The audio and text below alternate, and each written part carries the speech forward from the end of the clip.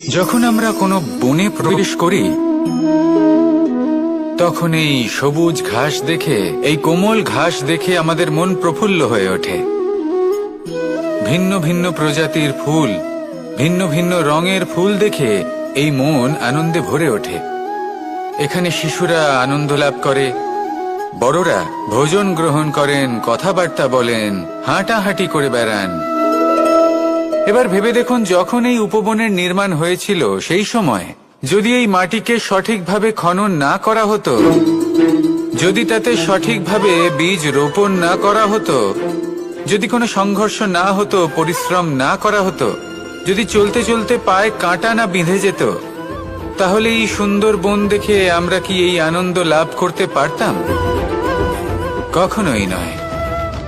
ধরুন কোনো নদীর তটে সুন্দর একটি বন আছে, সেই বনের আনন্দ লাভ করতে গেলে আপনাকে সেই নদী পার করতেই হবে।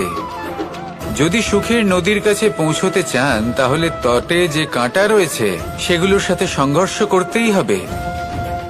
এই সংসারে যদি আপনি সুখ লাভ করতে চান, তাহলে সুখ লাভের এই যাত্রা শুরু করতে হবে সংঘর্ষ দ্বারা।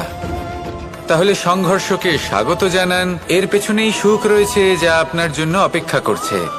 এবার হাসুন আর আমার সাথে ভালোবেসে বলুন, রাধা রাধা।